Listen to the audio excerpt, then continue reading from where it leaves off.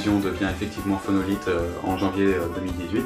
Le titre actuel est trop descriptif pour l'activité qu'on a. On n'a effectivement que à peine 15% de production qui sont issues d'Auvergne et on ne fait pas vraiment de diffusion mais plutôt de la distribution. On cherchait plutôt un nom qui soit poétique et qui puisse rattacher plutôt de loin à des racines auvergnates. Or la phonolite, littéralement la pierre qui chante, est une pierre volcanique qu'on trouve par chez nous. Donc il n'y aura pas de grosse différence avec le fonctionnement actuel d'Auvergne Diffusion.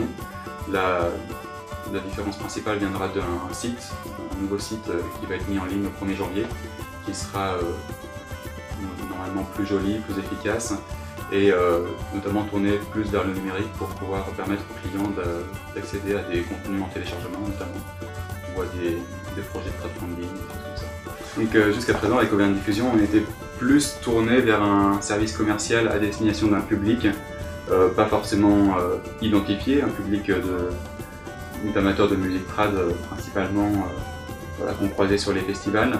Le but avec Phonolith, c'est de se tourner aussi de l'autre côté, voir ce qui se passe en amont et d'intervenir sur l'aide à la production notamment, d'être là en tant que soutien à la production artistique voilà, pour les artistes, pour la plupart qui sont en autoproduction, trouvent un relais intéressant pour leur production.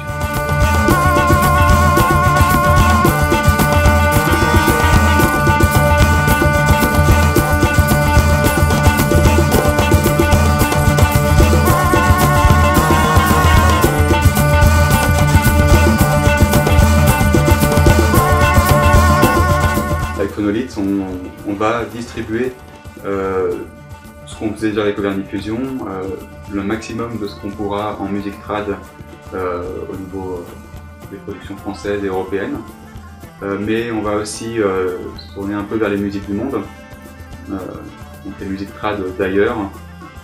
Concernant la distribution de livres, on va plutôt rester centré sur ce qui se fait au niveau du Massif central pour devenir une librairie référence. C'est un peu ambitieux, mais essayer de devenir une librairie référence sur tout ce qui se fait au niveau du Massif central concernant le patrimoine culturel immatériel. Donc pour couvrir un champ allant des contes et légendes à l'art culinaire, en passant par les chansons, etc. Donc, ce qu'on va rajouter avec Phonolith, c'est un onglet brocante qui permettra à tout un chacun de mettre en vente des objets, des CD, des cassettes, des VHS, n'importe quoi, concernant bien sûr ces musiques, ce patrimoine culturel-là, dont il souhaite se séparer et faire profiter quelqu'un d'autre.